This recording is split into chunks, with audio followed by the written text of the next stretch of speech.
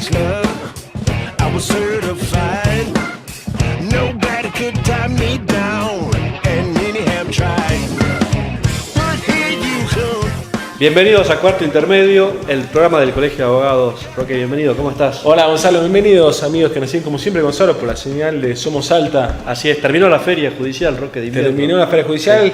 Volver a trabajar. Nosotros nunca dejamos de trabajar. Jamás dejamos de trabajar, sí. Pero bueno, es bueno siempre descansar un poquito, aunque este año estuvo más complicado. Así es, complicadito, ¿no? Muchas actividades. Varias noticias judiciales, vamos a hablar de algunas de esas noticias que se dieron durante la feria, ¿no? Como justamente, por ejemplo, sí, el tema que se dio en la feria vinculada a la libertad de expresión, a la libertad de prensa, sí. Un caso llamado el caso Teruel. Así es, un conflicto de intereses, hasta dónde llega el derecho a la privacidad, al nombre, a la imagen, contra el derecho a la libertad de expresión. Esa tensión de derecho fue resuelta en dos fallos, uno en contra de la libertad de expresión y otro a favor de la libertad de expresión. De esos temas vamos a hablar. Vamos a invitar por tal motivo al el delegado de ENACOM en Salta, al doctor José Arao Fleming, quien también es director del Instituto de Nuevas Tecnologías del Colegio de Abogados, y vamos a conversar respecto a otro fallo también muy importante que se dio pocos días atrás, vinculado a las antenas de WEMA, antenas de celular. Así es, un fallo importantísimo de la Corte Suprema de Justicia de la Nación. Y hablando de institutos de colegio, tenemos una buena noticia para darnos a la sociedad. Así es, Gonzalo, un nuevo instituto se ha inaugurado recientemente en nuestra institución. Este es vinculado a la causa Malvinas, es el Instituto sobre Cuestión Malvinas. Para ello vamos a invitar y charlar con el doctor Vilca Condori, quien además de ser abogado también es combatiente de Malvinas. Veterano de guerra. El doctor Condori Vilca es abogado, egresado de la Universidad Católica de Salta, y bueno, es uno de los promotores de este instituto que ha recibido el beneplácito de todos los colegios del país. Es el primero en el país. Es el primero en el país, efectivamente. Bueno, también recomendamos que googleen, que busquen en YouTube el documental de la familia Vilca Condori, porque fueron 3 hermanos que fueron a combatir, ¿no? Caso único en la historia, ¿no? 3 hermanos participado de una guerra, en este caso de la guerra de Malvinas. Así que un documental del cineasta salteño Arros, así que bueno, lo recomendamos, está en YouTube, ¿no? Está en YouTube.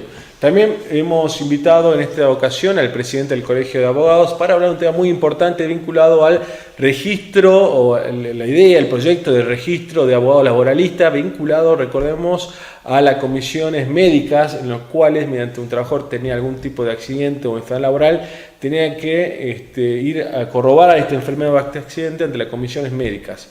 Este trámite requiere, sí o sí, el asesoramiento de un abogado, y se había postulado del colegio la creación de un registro. Bueno, vamos a hablar con el presidente qué es lo que ha sucedido con este registro. Parece que por lo pronto no va a salir. Bueno, vamos a hablar de ese tema entonces. Ya está anunciado el programa, pero bueno, tenemos siempre un consejo clásico de nuestro programa. Como siempre decimos de este espacio, y sobre todo en el programa de hoy, Gonzalo, que vamos a hablar mucho del ejercicio de la profesión.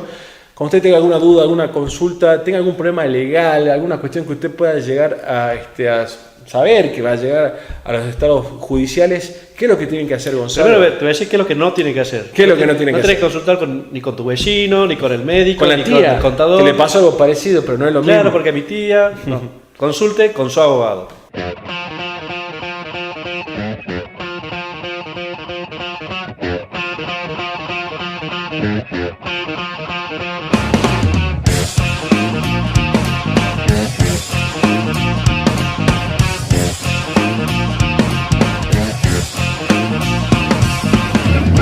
I was a bachelor, I was certified. You stole my heart.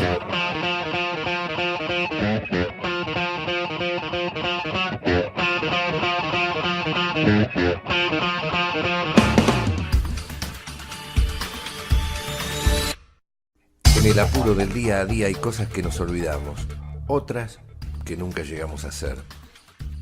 Proyectos que quedan sin terminar, algunas juntadas que no se concretan, trabajos y tareas incompletas. Este tipo de cosas llevan tiempo, ese que a veces no tenemos. Cuidar al planeta no. Ayudar no tarda nada y cambia muchísimo. Pequeños cambios de hábitos hacen la diferencia segundo a segundo. Solo hace falta parar y respirar. Ser padres. Qué lindo y qué difícil. Te prueban, te prueban, te prueban, hasta que cansado les das una palmada. Si a vos te lo hicieron de chiquito y no pasó nada. O te repiten 100 veces lo mismo y les gritás otra vez diciendo estupideces. Me tenés podrido. O no entienden y se te escapa, pero vos sos bobo. Lo que reciben los niños y las niñas hoy es la base de lo que serán mañana. Acordate, cuando no los tratás bien, los tratás mal. Entra a tratobien.org y conoce otras maneras de poner límites sin violencia. El padecimiento mental es algo que le pasa a unos pocos. Las personas con padecimiento mental deben ser aisladas. El padecimiento mental es irreversible. No te creas esos mitos. Vivimos en un mundo lleno de prejuicios que es mejor combatir. Todos podemos necesitar en algún momento atención en salud mental. Tenemos derecho a vivir en la comunidad, tomando nuestras propias decisiones. Con la asistencia profesional y el apoyo de todos, la recuperación es posible. Ley Nacional de Salud Mental número 26.657. Inclusión social.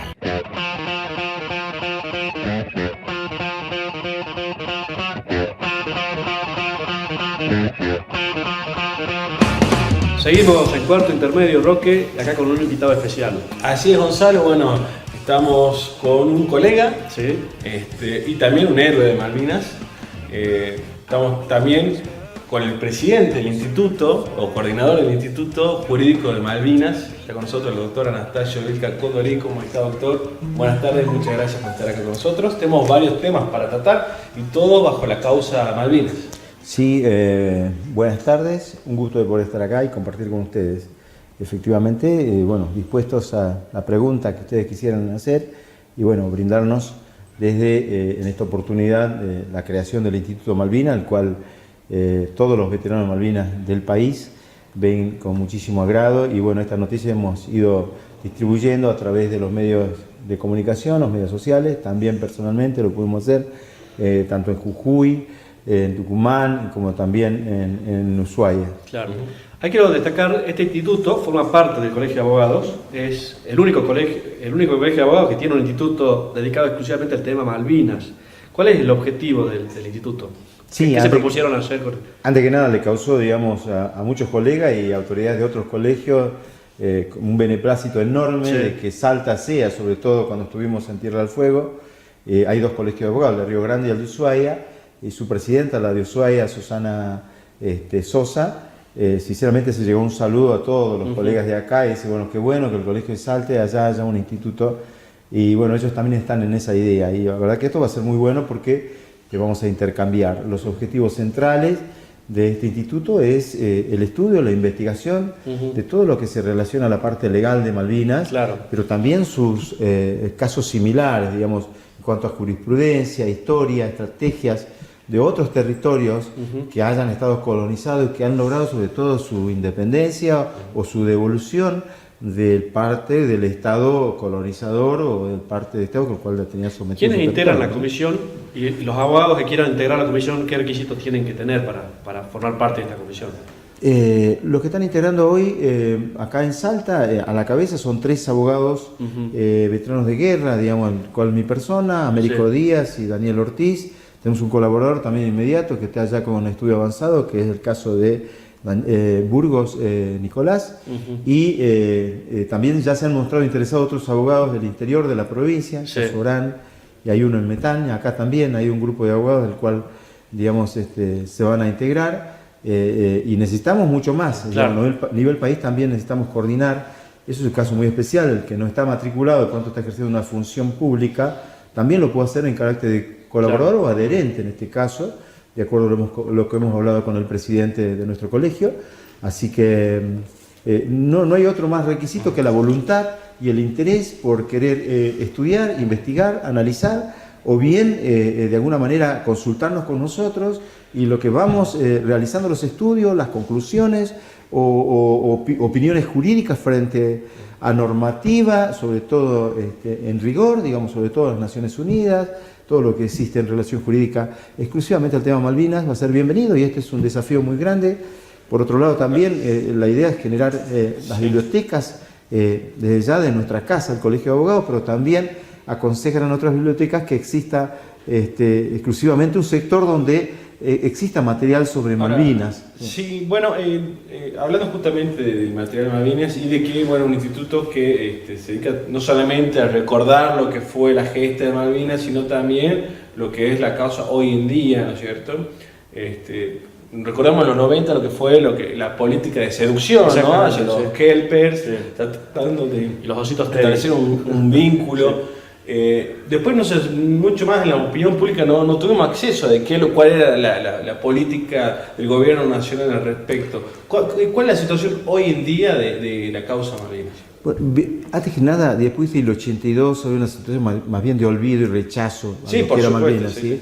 Pero nos dimos cuenta que poco a poco, después de esa, lo que llamamos desmalvinización, se fueron sumando cosas, digamos, de valoración y de reivindicación por Malvinas y también por la gente que participó. Pero lamentablemente tengo que decir que fueron los enemigos, en este caso de la guerra, los ingleses, quienes comenzaron por reconocer la valentía de los argentinos. Es decir, es una cosa que extraña para nosotros y que después de eso, digamos, se encolumnó, digamos, una especie de reivindicación. Sí. Por suerte hoy tenemos hacia los veteranos de guerra y los caídos un respeto enorme. Bueno, y recordemos un antecedente que hubo hace pocos días en un colegio nacional creo que el Pellegrini de Buenos Aires, sí, que tuvo, bueno, repudio porque no dejaron participar a 2 excombatientes de Malvinas también, sí, a 2 pilotos. Lamentablemente a veces sucede que las cosas se confunden. El tema Malvinas es una cuestión de Estado. A veces se entremezclan otras cuestiones que son lamentablemente parte de la historia argentina, los distintos gobiernos, facto, gobierno democrático. De que pero fue un acto pergeñado por el proceso... Sí, y no pasa por ahí, porque convengamos también, es decir, de un lado y del otro siempre la sociedad argentina interviene. Y como esto siempre propiciamos que sea una cuestión de Estado, estas cuestiones de desorden, por decir, o palos en la rueda, es una cosa de gente equivocada, indudablemente, pero nosotros los veteranos de guerra llamamos a la reflexión en ese aspecto. Y te recuerdo, entonces, la pregunta que te hacía yo recién, uniéndolo con lo que vos estabas manifestando recién, que es una política de Estado, ¿no? Y estamos de elecciones. ¿Cuál es la política de Estado hoy en día respecto al tema Malvinas? Desde el gobierno nacional. Exclusivamente hay gobiernos, como bien decía, hubo un tiempo que se descuidó un poco, pero después se retomó. La Cancillería Argentina es la que lleva a cabo el Ministerio de Relaciones Exteriores. Sí, hay una regla y conducta de nuestros colegas, sobre todo que trabajan en Cancillería, los estudios se hacen, pero la ciudadanía quizás no lo conoce en pleno. Solamente escuchamos las declaraciones de quienes están en el gobierno de turno, pero eso es un tema que nosotros de a poco queremos encolumnar para ayudar al Estado, desde este instituto, se haga público. Que se haga público, por en primer lugar, investigar, saber y estar a la altura. Después intercambiar con gente de Cancillería, ya estamos hablando de abrir una pequeña ventana o puerta y que esto se haga público, que conozca toda la ciudadanía lo que se encamina, lo que se puede conocer a nivel público.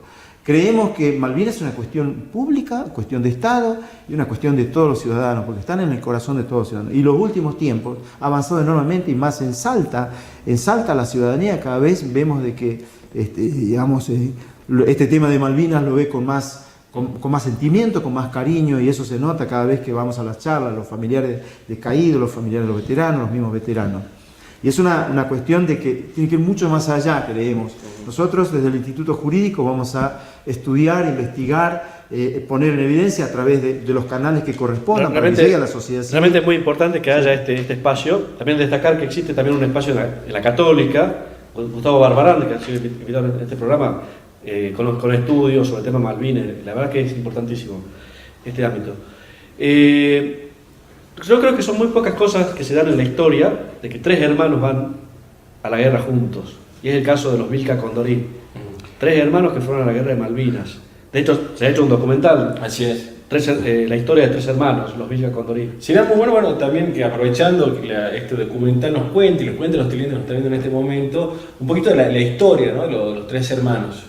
Que está resumido un poco en este documental.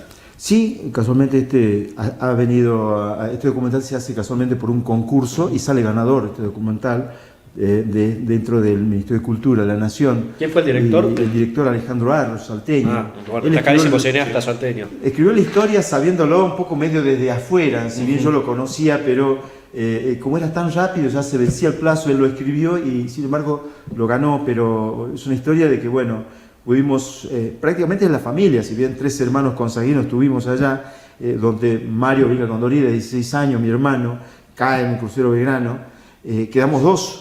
Pero detrás de estos 3 hermanos hay otra historia también, detrás de una familia grande, Claro. donde mi mamá en ese año termina la guerra y ahí nomás, bueno, ya con su salud deteriorada por temas cardíacos, emocionales, pierde su vida, fallece. Así que, y deja toda una cuestión larga, que yo siempre lo digo en las charlas, la guerra nunca más, porque destruye no solamente el caso de mi familia, sino toda la familia. Nosotros pudimos superar eso, sí, por suerte, gracias a Dios. ¿Vos qué edad tenías en ese Yo tenía época? 21 años, 21 sí. años. Mi hermano 23 y Mario 16. Mario 16, ¿por qué 16 años? Porque Yendo él a la guerra. había decidido seguir los pasos de los cuales nosotros estábamos incorporados, ¿no? La salida, digamos, en ese tiempo era complicado el sistema, como suele pasar en algún momento crítico que vive el país, y no teníamos otra salida para estudiar, entonces la Marina nos ofreció ¿De dónde, una posibilidad. sí. ¿dónde nacieron ustedes? No, el departamento Orán, en Los Naranjos, sí. En Los Naranjos, Los en Orán. Naranjos, sí, sí, Pueblo Los Naranjos, querido Pueblo Los Naranjos, sí. Sí. ¿Y ustedes en esa época, bueno, estaban en el servicio militar o fueron voluntarios, se presentaron? Fuimos voluntarios, tiró la cabeza mi hermano el mayor, Sí. detrás, digamos, me encontraba con una situación de imposibilidad de seguir estudiando, por una situación familiar de ese momento que se cayó y no había otra salida que era la Armada, la Marina, quien nos daba una posibilidad de carrera. Entonces yo hice 3 años, Claro. salí con una profesión de enfermero, además de eso pude establecer una enorme experiencia dentro de la Armada, en islas, en buques y más con la situación de Malvinas, que nos tocó navegar mucho más de 3 meses, a veces se dice que está muy prohibido, digamos, navegar 3 meses, pero nos tocó navegar muchísimo. ¿Y estaban los 3 hermanos siempre juntos? ¿Estuvieron durante toda la guerra en Los 3 hermanos pertenecían a la misma fuerza. A la misma fuerza de la Marina, pero Sí. estábamos, mis 2 hermanos, Juan Bautista y Mario, estaban en el crucero General Belgrano, un buque, Sí. digamos, insignia, del cual estaba el más armado de todos, y el transporte Bahía Paraíso, el cual estuve yo, un buque polar que nuevo eran sus primeras navegaciones, digamos, había empezado en noviembre del año anterior y estábamos en mes de marzo, ya antes de la toma de Malvinas, nuestro buque estuvo, y después se transformó en buque hospital, y allí fue la tarea de no solamente la sanitaria como terapista, pude hacer de todo, hasta de psicólogo, sino también desarrollar otras tareas que son de servicio, de ayudar y colaborar, lo que es una guerra, ¿no? Y me imagino tu situación, mientras tanto, bueno, esperando noticias todo el tiempo de tus hermanos. Sí, es una situación catastrófica porque cuando se hunde el Belgrano, a horas posteriores, ¿Cómo te nosotros estamos enteraste? navegando a la altura del Río Grande, digamos, estamos hablando a muchísimas horas, casi 12 horas de viaje, Sí. y desde la noticia hasta que llegamos pasaron muchas horas y una desesperación muy grande y una situación muy caótica. Pero bueno, cuando llegamos se dieron un día, 2 días, al tercer día seguimos rescatando y no tenían novedad de ninguno de los dos. Al tercer día seguían rescatando. Seguimos rescatando, sí, ya casi balsas de fallecidos, digamos, de que por congelamiento habían fallecido, pero sin embargo había muchas sorpresas de algunos sobrevivientes también que aparecían dentro de las balsas. ¿Qué número Y de tripulación tenía el crucero Belgrano y cuántos murieron? 1045 aproximadamente y murieron 364, si no mal no recuerdo el número. Y un exceso en la tripulación había también, ¿no? Por eso es que muchas balsas no alcanzaron, Claro. digamos, y más aquellas que vienen falladas. La cuestión, no todos pudieron salvar sus vidas, pero Claro. ¿Y vos fuiste a la zona de rescate? tuvimos 3 días en la zona Vos de buscando a tu rescate, hermano, sin buscando a tener mis noticias. hermanos con el buque sin noticias, porque bueno, después de los 3 días, nosotros como el buque nuestro había estado ya en operativos al servicio de tanto de la inteligencia como la recuperación de Malvinas, entonces nuestro buque fue sentenciado como el crucero Belgrano y otros más bajo amenaza de desaparición, y el submarino que perseguía el Belgrano también se supo que estuvo en búsqueda nuestra, entonces tuvimos que venir y abandonar el salvataje. Bueno, ya si bien cada vez era más distante las posibilidades de encontrar balsas, tuvimos que entrar dejando algunas quizás Claro. en el mar, y tuvimos que entrar por el canal de ¿Y Viglia a cuándo tenés Ushuaia. noticias de tus hermanos? Cuando llegué a Ushuaia, ya prácticamente el quinto día, llamé al edificio central y no tenían novedades. Primero me dijeron que espere un día más para saber. Y al día siguiente pues el sabotaje de uno de ellos, que se había salvado en otro buque también, que estuvo en el rescate del crucero, pero que al momento de yo comunicarme de todos esos buques, no había información porque habían hecho dos planillados, y el planillado que estaba en el puente de comando de comunicación no estaba. Y bueno, es una situación muy triste y lamentable, ¿no? Medio complicado. Y hasta la fecha se discute inclusive, bueno, temas concretos de la guerra, y en particular el área General Belgrano, que bueno, si fue un crimen de guerra o no. Porque estaba fuera de la zona de exclusión. Sí, se discutió mucho tiempo y estaba, digamos, impulsándose, pero eso, por unos acuerdos hechos, quedó a un costado, lamentablemente. Bueno, ya no se discute, no hay... Ya se dejó a traspiés a través de unos acuerdos que son largos de denunciar, pero ya no tenemos más por adelante el reclamo del crimen de guerra, eso estaba vigente. Quizás por ahí, por otra vía, habría que estudiar todo de nuevo para ver si se puede retomar alguna cuestión, porque lamentablemente el crucero Belgrano no estaba en zona de combate, estaba fuera, estaba antes, pero había salido. Pero bueno, Inglaterra es así, sí se tomó sus atribuciones de hundirlo y lo hundió. Sí. Bueno, toda una historia, ¿no? Que la pueden revivir, a todos los estudiantes les decimos, tenemos acá abajo el link, pueden entrar a YouTube, el video, el documental está en dos partes, ¿no es cierto? Los Vilca Condori, una historia de tres hermanos. Y recomendable, y también invitamos a todos los abogados y a todos los ciudadanos que se quieran acercar al Instituto Jurídico de Malvinas a que se acerquen. ¿Qué día se están reuniendo y dónde? Los días lunes, a partir de 15:30 horas, en la sede, digamos, de la sede central de Güemes, el centro, casi Sarmiento. Lo que quería acotar es relación de este despertar del instituto. También trajo a otras ramas, por ejemplo, a despertar historiadores, gente que son oceanógrafos, ingenieros, a estudiar la temática malvina desde su punto de vista, hasta de la gastronomía, lo dijeron en Tierra del Fuego, así que felicidades y agradecimiento al Colegio de Abogados. Bueno, nosotros entonces, ¿no? Lunes a partir de las 15 horas, ¿todos los lunes o cada semana de por medio, cada 15 días? Todos los lunes. Todos los lunes en Güemes 994 se puede acercar. Muchísimas gracias, doctor. Te agradezco muchísimo. Abogado, egresado de la Universidad Católica de Salta, actualmente ejerce la profesión en el ámbito de la FIP. Así es. Muchas gracias, doctor. Muchas gracias, doctor, y gracias por los servicios prestados a la patria. Así gracias. es. Hacemos una pausa, Gonzalo, ¿te parece? Brevísima pausa y seguimos en cuarto intermedio.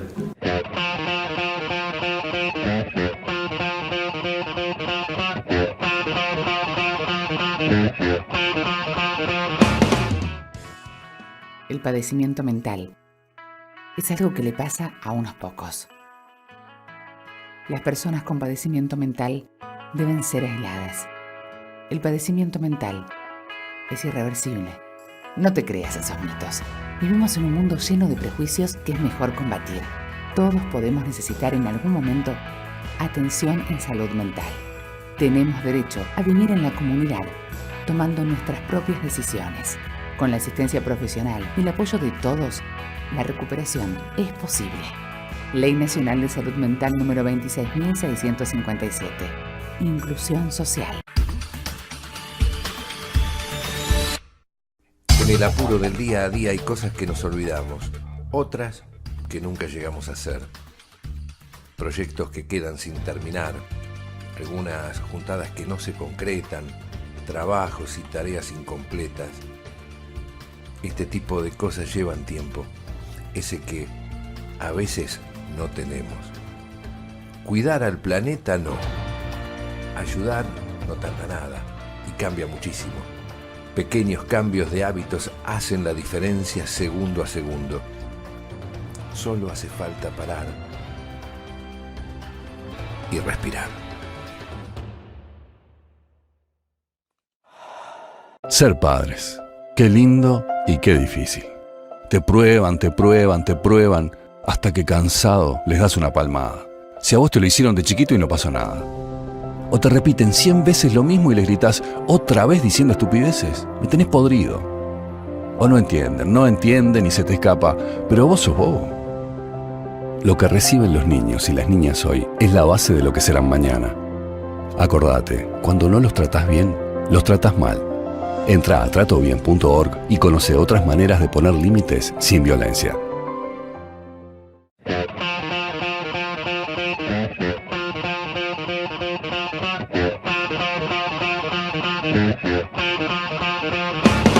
Seguimos en Cuarto Intermedio Roque con la visita del presidente del Colegio de Abogados. Así es, Gonzalo, estamos con el doctor Humberto Pedro Humos para conversar respecto a un tema que hemos tratado casualmente con el vicepresidente del Colegio de Abogados y tenemos novedades respecto, estamos hablando concretamente del registro de abogados laboralistas en los casos de trámites que se tengan que realizar ante las comisiones médicas. Recordemos, cuando un trabajador tiene algún accidente, tiene que acudir en los casos ante la comisión médica laboral. Exactamente. Este Hola, es el tema ¿cómo? que nos convoca, doctor. Bueno, gracias por la invitación. Sí, yo quería aclarar, en definitiva, cuál era la intención de este registro. En su momento, ustedes recuerdan la ley 27348, que obliga, o de alguna manera es obligatorio, el patrocinio jurídico del trabajador en los trámites de la Superintendencia de Riesgos de Trabajo, lo que, digamos, dentro de, si se quiere, el análisis de esta ley es lo más positivo, porque anteriormente los trabajadores concurrían sin abogado. Si bien no es operativa íntegramente esta parte de la ley, nosotros como abogados y defensores de los trabajadores, aquellos que se dedican al derecho del trabajo, creemos que deben ser operativa y transmitir la información concreta a los trabajadores y a través de este medio a los trabajadores que vayan a hacer un trámite ante la Superintendencia de Riesgos de Trabajo, vayan con un abogado que le pueda asesorar y garantizar de alguna manera su derecho de defensa en la tramitación ante la Superintendencia de Riesgos de Trabajo. Bueno, este es un tema muy importante. ¿Por qué? A partir de esa idea se intentó formar un registro de abogados que trabajen en el foro laboral con dos finalidades. Una, dar a conocer a la comunidad quienes trabajan dentro del fuero laboral, y también la finalidad esta de la posibilidad de que en el caso que el trabajador no tuviera un abogado, pudiera consultar entre aquellos que estarían interesados en hacer este trámite ante la superintendencia, que serían colegas.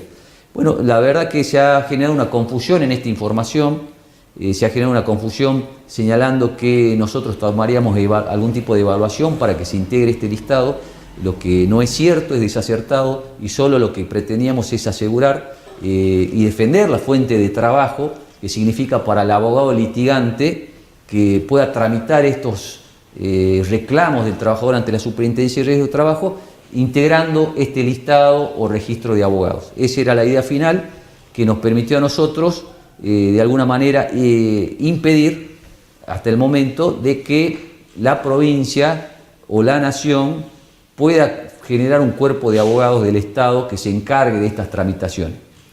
¿Por qué digo yo esto? Porque en el caso está señalado que ante la ausencia de un abogado que acompaña al trabajador, sería la Superintendencia de Riesgos de Trabajo quien designaría ese abogado. Cosa que sería una cosa un poco rara, ¿no? Porque sería juez y parte la Superintendencia de Seguros que designa el abogado que va a defender ante la Superintendencia.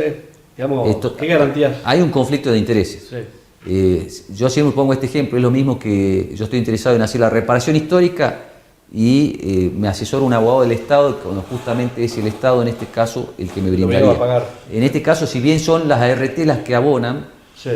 habría un conflicto de intereses, porque el abogado que dependería de la Superintendencia de Riesgos de Trabajo o de la provincia en su caso, estaría defendiendo el interés de un particular que es la ART, o en su caso defendiendo una resolución a la cual él también tiene algún impedimento de atacar o actuar en forma contraria, sea la nación, el abogado dependería de la nación o sea de la provincia. Hay una incompatibilidad. Entonces, la mejor manera de asegurar esto es que el trabajador busque un abogado particular que permita generar su patrocinio jurídico dentro de la Superintendencia. Esto es muy importante también porque, bueno, recordemos que otra de las funciones, o sea, la función primordial y originaria que tiene el Colegio de Abogados es el control de la matrícula. Claro, es un control policial en el sentido de que puede sancionar, ¿no es cierto?, al abogado que se comporta mal, puede rever aquellos casos en los cuales hay una mala praxis. ¿Qué sucede en un caso de que si un abogado del Estado, ¿no es cierto?, comete en los casos concretos de que son indemnizaciones, hablamos criterios tan sensibles, ¿no es cierto?, como el tema de un accidente de trabajo, un abogado que pertenece al staff del Estado Nacional comete concretamente una mala praxis, un mal asesoramiento, ¿cierto? Esa persona o las familiares no se van a poder reclamar ante el Colegio de Abogados. Van a reclamar una asociación ante el Estado Nacional, tendrán que hacer, no sé, agotar la vida administrativa. También pierde la sociedad, no solamente los abogados concretamente, sino directamente la sociedad. Sí, bueno, se pueden dar distintas alternativas. Yo lo que sí quiero resaltar que hemos analizado, por ahí la información no ha sido interpretada en forma correcta y por lo tanto ustedes saben que el Consejo Directivo lo que menos quiere es que se genere algún tipo de diferencias entre los colegas, sino lo que pretendíamos de alguna manera, y pretendemos, y lo vamos a buscar por otras herramientas, de alguna manera de trabajo, es generar esta posibilidad que los abogados litigantes puedan trabajar ante la Superintendencia de Riesgo de Trabajo de la mejor manera y que los trabajadores puedan asegurar su derecho de defensa o una buena asistencia de asesoramiento en esos trámites que se van a dar. Esa es la idea final y que no sean a través de los abogados del Estado por las distintas razones que hemos dado, principalmente la incompatibilidad, ¿no? Y ahora también, bueno, recordemos sobre todo los jóvenes abogados que por ahí no están muy informados, que la creación de registros no es impedimento del ejercicio de la profesión, ¿no es cierto? Recordemos, en la abogacía el título habilitante universitario expedido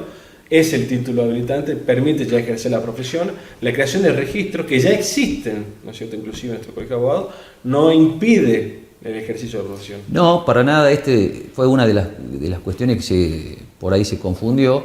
El colegio de abogados no puede impedir el ejercicio profesional a nadie, absolutamente a nadie. Este listado que se pretendía integrar era para aquellos que voluntariamente lo quieran integrar y no impedía que pueda también alguien que no está en el listado ejercer el patrocinio dentro de la superintendencia. Esto era un listado porque en muchas ocasiones un servicio a la comunidad. Un servicio a la comunidad, porque si va el trabajador y pide un asesoramiento o pide alguna cuestión específica sobre este tema, muchas personas y muchos jóvenes sobre todo, es una fuente de trabajo que podría surgir de este listado, asignarle esta posibilidad de trabajar con el reclamo del trabajador. Esa es la idea final, de que de alguna manera no se discriminan los abogados, no se genera ninguna diferencia entre abogados que hagan laboral o no laboral. Lo que estamos buscando y pretendemos asegurar, primero, que se respete el patrocinio jurídico obligatorio y de esa manera los colegas puedan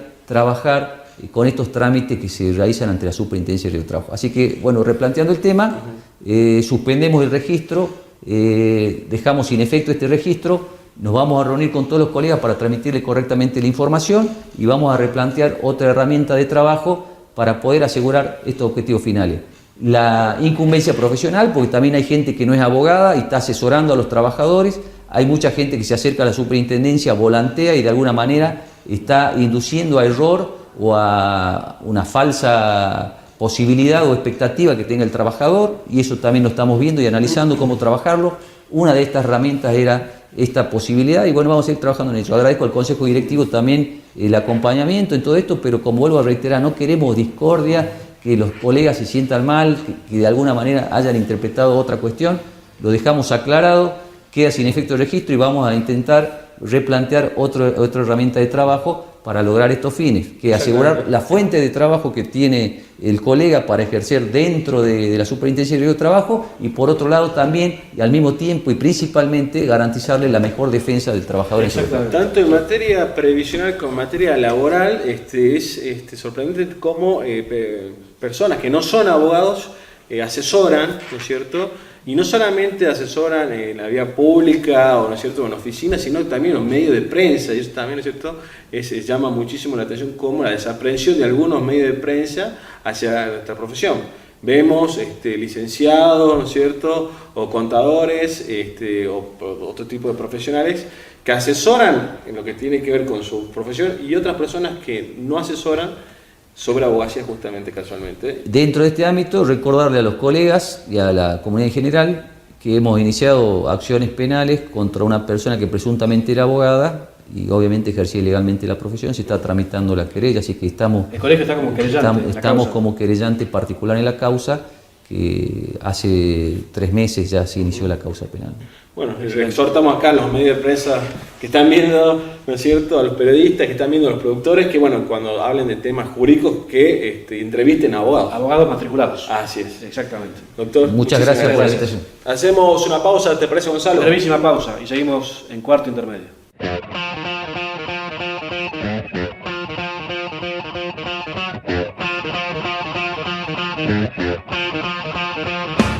Ser padres.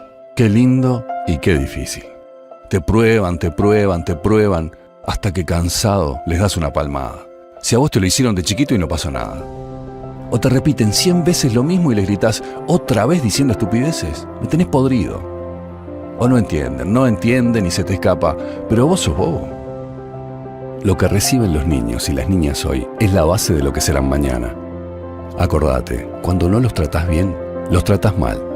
Entra a tratobien.org y conoce otras maneras de poner límites sin violencia.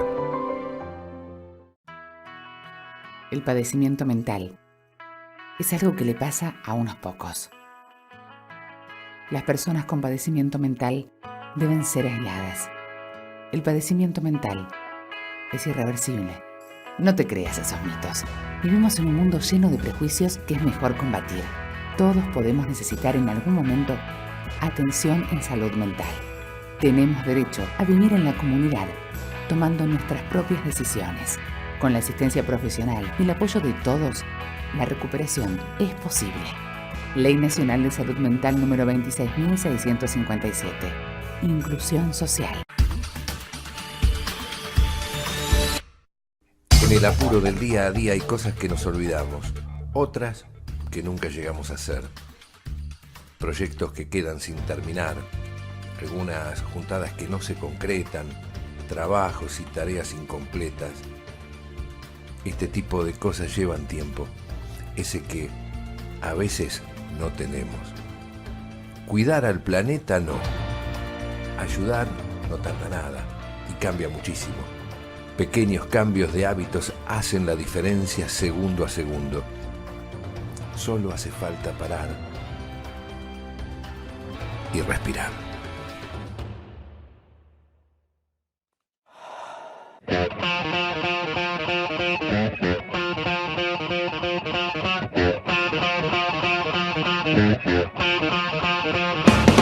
Seguimos en Cuarto Intermedio Roque con un amigo de la casa en esta oportunidad. Así, Gonzalo, en este último bloque vamos a recibir al director del Instituto de Tecnologías, en realidad de las TICs, ¿no? De Telecomunicaciones y Nuevas Tecnologías. Está con nosotros el doctor José Arau Fleming. ¿Cómo estás? Más conocido como el Negro. Así es. Exactamente. Tantas presentaciones. Bueno, Negro, ¿cómo estás? ¿Cómo estás? Todo bien, gracias por la invitación. No, nuevamente. gracias por venir. Así es. Urgentemente lo hemos invitado. Primero, le reclamamos que no tiene, o sea, estuvo en otros medios. Pero tiene exclusividad con Cuarto Intermedio. Teniendo la exclusividad firmada acá con nosotros, estuvo por otros medios. Aplicaremos la multa entonces que está prevista en el Así contrato. es. El último viene con nosotros porque salió un fallo, Gonzalo, muy importante de la Corte Suprema de Justicia de la Nación. Lo que vamos a analizar con el doctor, porque es un fallo, recordemos, una ordenanza de la Municipalidad de Güemes que establecía que debía trasladarse una antena que antes había autorizado que se instale a 500 metros de la ciudad de Güemes, ¿verdad? Así era, Gonzalo. Bueno, gracias. La exclusividad fue una intervención corta en otros medios, así que la seguimos teniendo. Pero vamos al fallo antenas. Así es. Y esto fue un litigio que se inició en el Juzgado Federal de Salta. Exactamente. Esto nace a raíz de la ordenanza del 2010 de Güemes. Acuérdense que esa ordenanza del 2010, ¿qué hace?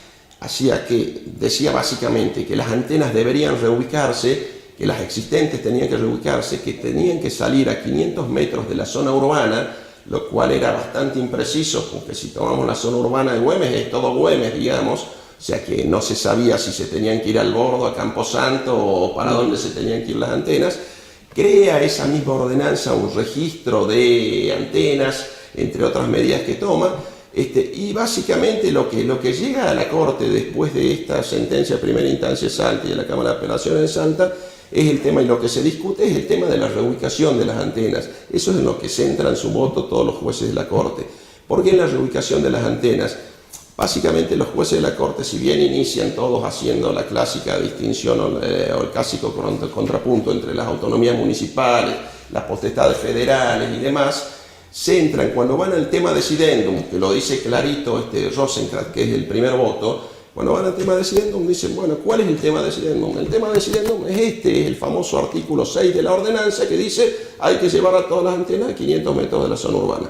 A partir de ahí dice, bueno, ¿en qué nos tenemos que centrar? Es competente el municipio para desvirtuar, si querés, no es la palabra que usan ellos, pero para desvirtuar esta organización que hay de las telecomunicaciones a nivel nacional, el sistema de telecomunicaciones a nivel nacional, o no. Eso es lo que vamos a discutir en este fallo, es lo que plantea Rosenthal, y lo centra al tema. Lo mismo hace en su voto Jayton de Nolasco, y lo mismo hace Lorenzetti. Centran básicamente todo el tema en esa cuestión, en esa reubicación que era el primer tema. Doctor, o sea, el fallo fue una cuestión exclusivamente de competencias, de decir, bueno, ¿quién tiene la competencia para regular temas de telecomunicaciones? ¿Es federal, es provincial, es municipal? Exactamente, el fallo se centra básicamente en eso. Sí, a mí lo que me encanta es que la Corte introduce esto que yo digo siempre, zapatero a tus zapatos. Claro. ¿Por qué? Porque la Corte no se queda en esta mera discusión doctrinaria que es buenísima y que nos trae de hace años y que tuvo que ver con la reforma constitucional, con la autonomía municipal. Exacto. Y demás, sino que la Corte va al caso concreto, que es lo que tiene que hacer la Corte.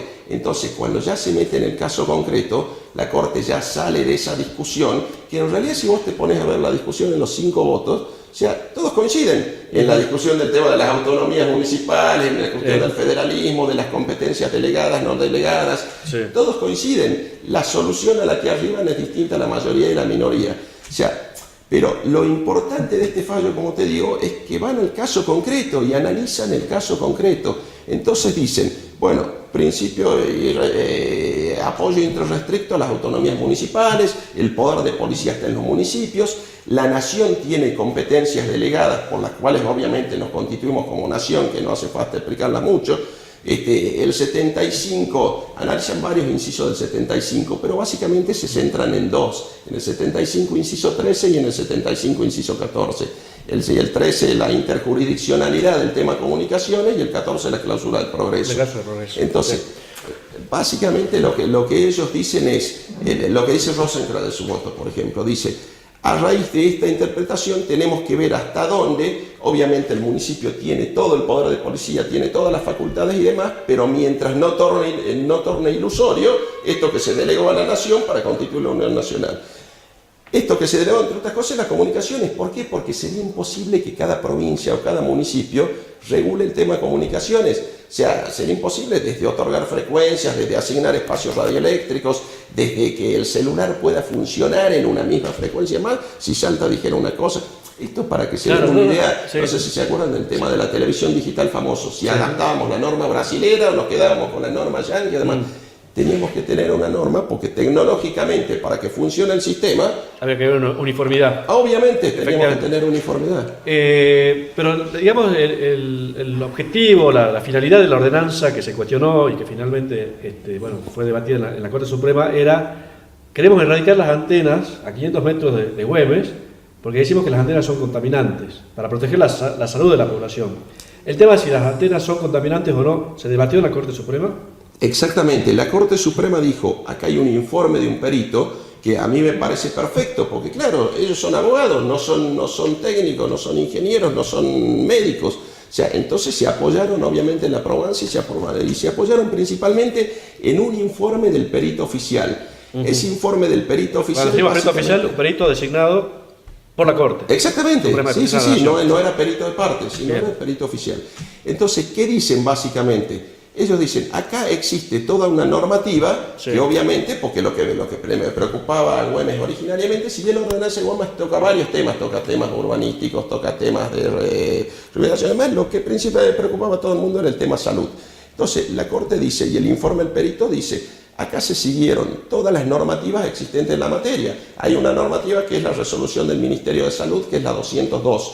Esta normativa te fija los valores hasta los cuales puede estar expuesta una persona a las radiaciones no ionizantes. Claro. Que las radiaciones no ionizantes son todas las que andan en el aire, de antenas de telefonía celular hasta antenas de FM, hasta el secador de pelo de la mujer, hasta el foco, para clarificarlo. Bien. La Corte dice, la resolución 202 toma estos valores, la Secretaría de Comunicaciones los torna obligatorios para todos los sistemas de comunicaciones y ENACOM, la ex CNC en realidad en ese momento, fija el protocolo de medición de estas radiaciones. Bien. El perito oficial sigue todo este protocolo, hace todas las mediciones en base a este protocolo y determina que las radiaciones que se encuentran en esta antena, que era la de la calle Gorriti, están muy lejos de esos valores que podrían llegar a ser perjudiciales. Claro. Entonces, a partir de esa probanza, la Corte es lo que dice: acá no hay un peligro, un riesgo a la salud, acá no está afectado el derecho a la salud, y ahí me voy al voto de Lorenzetti. Sí. O sea, es muy bueno el aporte que hace Lorenzetti en ese sentido, que Lorenzetti dice, bueno, está bien, la Cámara Federal de Salta y primera instancia había dicho, hay que hacer aplicativo el principio precautorio. Expliquemos qué es el principio precautorio para entender el voto de Lorenzetti. ¿Qué es el principio precautorio? Para quienes son abogados Lorenzetti, exactamente, para el hombre de la calle que no es abogado, Lorenzetti dice, para que haya principio, para que se aplique el principio precautorio, que sería poner freno a una actividad o frenar esta actividad por un riesgo porque potencial. dudo que pueda ser riesgosa, no tengo la certeza, pero la duda. Claro, entonces Lorenzetti dice, tiene que haber un umbral de entrada al principio precautorio, tiene que haber una mínima probanza de que esto podría ser riesgoso, porque si no aplicaríamos el principio precautorio a todas las cosas de la vida, y con eso correríamos el riesgo de que no podríamos dejar andar los automóviles, por ejemplo, porque sería potencialmente riesgoso que te atropellen o cualquier cosa. Y desvirtuaríamos el principio precautorio. Paralizamos el progreso de la evolución de eso sin duda. Sociedad. Pero aparte desvirtuaríamos un instituto que es fundamental pero que es fundamental en nuestro sistema, porque el principio precautorio es un instituto fundamental de nuestro sistema, pero si lo llevamos al extremo, dice Lorenzetti, lo desvirtuamos, entonces no tiene sentido. Y acá en este caso hay probanzas, hay normas, hay aplicaciones. Lorenzetti dice, el principio precautorio ya se aplicó cuando se hicieron estas normas, porque esto no es un tema que no está regulado, esto está regulado por el Ministerio de Salud. Claro. El Ministerio de Salud fijó valores, que esos valores los fijó siguiendo los valores que marcaba la Organización Mundial de la Salud en su momento, que venía estudiando el tema, había creado un instituto específico que es el Instituto de Protección contra las Radiaciones No Ionizantes, así se llamaba, para que vean el nivel de estudio específico que había sobre el tema. Entonces, a partir de los valores que recomienda la Organización Mundial de Salud, Ministerio de Salud de la Nación toma estos valores, Secretaría, como les expliqué, los hace aplicables y ENACON los controla con un protocolo. Entonces, a partir de ahí, Lorenzetti dice, está cumplida toda la norma, acá el perito siguió los procedimientos, siguió la norma, hizo las evaluaciones correspondientes y determinó que no hay riesgo. Ahora, uno de los grandes mitos, ¿no es cierto?, o comentarios que hay en la gente, en algunos medios de comunicación, vinculado a que, bueno, es verdad, existe un informe expedido por la Organización Mundial de la Salud donde se refiere a al bajo nivel contaminante que tienen las antenas celulares. Y manifiestan esto, en este mito, suerte de este mito, de que, bueno, las antenas que existen o que traen en Salta, que las empresas instalan en Salta, son viejas, son antiguas, no son la misma tecnología que existe en Brasil, en Estados Unidos o en Europa. ¿Eso es real? ¿Puede ser cierto? Eso lo escuché en montones de discusiones que hubo, porque en muchos consejos deliberantes hubo estas discusiones y demás. Ahora, yo eso... Sin hablar de concreto, ¿no? Es algo genérico que se menciona. Pero hago una simple relación lógica. Nosotros para que funcione la telefonía y para que funcionen los celulares, la tecnología va evolucionando y, hablando mal y pronto, te va llevando puesto. Entonces, ¿qué pasa? Tu celular se vuelve viejo y el mercado te obliga a cambiar tu celular porque hay nueva tecnología, salen celulares mejores y el software ya no te sirve para los celulares viejos y demás. Con las antenas pasa exactamente lo mismo. Un iPhone 10 que sale, perdón por la publicidad, un iPhone 10 que sale en Estados Unidos. Factura. Así es, está saliendo también en Salta, está saliendo en África y está saliendo en Corea. Y ese iPhone 10 requiere la misma tecnología en todos lados. Claro. Bueno, podés hacer andar un iPhone 10 con chatarra. O sea, no podrías hacerlo andar. Lo mismo pasa. Por eso a nivel mundial las antenas cada vez son más chiquitas. Porque imagínense, ¿qué ganarían las empresas con instalarnos acá nosotros en Salta torres monstruosas? Lo veamos desde lo económico. Claro. O sea, es muchísimo más costoso para una empresa montar toda una estructura de hierro, armar que tiene que llevar tirantes, riendas, es mucho más costoso que poner una antenita chiquita, que son las que están veniendo y las que están poniendo al día de hoy hacia donde va la tecnología. Entonces, lo que te quiero decir, Roque, es que eso es un mito que se cae por sí solo. Se cae por sí solo porque no resiste lógica que acá tengamos la chatarra y que la chatarra sea capaz de hacer andar el último celular que salió. Así es. Nos quedan pocos minutos, pero no quería dejar pasar un tema que también me parece interesante y ver tu visión, como viste, que es el caso podríamos llamarlo Lautaro Teruel, a raíz de una presentación que hacen los integrantes de los Nocheros, una jueza de garantías, mediante una resolución que establece la obligación, una serie de obligaciones. Una, prohibir informar sobre el caso relacionando con los integrantes de los Nocheros y el nombre de Nocheros. Y la otra, estableciendo la obligación de que todos los medios retiren los links de las noticias que ya fueron difundidas, que relacionen Nocheros con el caso que se está investigando en la justicia y que involucra a uno de los hijos de ese conjunto, ¿verdad? ¿Cómo viste ese fallo? Mirá, ese fallo nos llegó a nosotros, como ahora te hablo desde NECOM, desde el organismo donde yo estoy, nos llegó este fallo y nos llegó la orden, digamos, de la jueza de replicar esto en todos los medios, internet y demás. Obviamente NECOM, en un respeto irrestricto a la libertad de expresión, o sea, le comunicó a la jueza que había cuestiones que no podía acatar de ese fallo, le explicó por qué no la podía acatar, le hizo una serie de consideraciones en base a la normativa obviamente internacional y nacional existente en la materia, y le dijo básicamente que no podía acatar ese fallo. Esa respuesta de NECOM, que fue el mismo día que nos notificó, el 3 de julio, me acuerdo, nos llegó la notificación, ese mismo día le contestamos a la jueza. Sí. Creo que sirvió de base o sirvió de soporte para el fallo que sacó el juez Colombo hace poquito, la feria, tirando abajo esa medida cautelar. Porque esa medida cautelar no tenía mucha lógica. Primero atentaba contra el principio fundamental, que es la libertad de expresión. Exacto. Y después, vos fijate, Onza, que estábamos hablando de prohibir a los nocheros, a esto, lo otro, cuando la causa era por una persona puntual, el caso Teruel. O sea, que si vos te pones a ver desde lo jurídico, y el fallo iba a prohibir la actuación de otra persona o de otro grupo que no tenía nada que ver con la causa, si te pones a ver, desde ahí ya era ilógico. Pero bueno, principalmente lo que te quiero aclarar es que NECOM actuó en respeto irrestricto a la libertad de expresión, y que le contestó y fue claro a la jueza que había medidas que no podía acatar por no respaldarse en la norma, y porque consideramos que no estaban respaldadas en la norma. Porque no es un mero automático obediencia debida, ¿no? Así es. O sea, se le contestó eso, básicamente. Bueno, muchísimas gracias, doctor. Gracias a ustedes, como siempre. Más que despedirnos, ¿no? Así y recordar que usted tiene exclusividad con la parte intermedia. Vamos a tener que reforzar las cláusulas. Sí, la barbaridad. Vamos a ver. Hay que poner los patitos en fila. O sea, claro. La feria se nos va. Así es. Bueno, despedirnos, Gonzalo. Despedimos para el próximo viernes. Estaremos acá en Cuarto Intermedio. Esto fue el programa del Colegio de Abogados.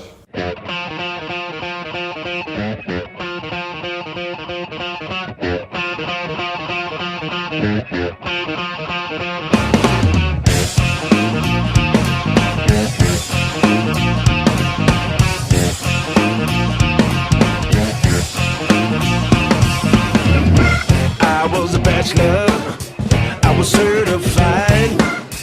Nobody could tie me down.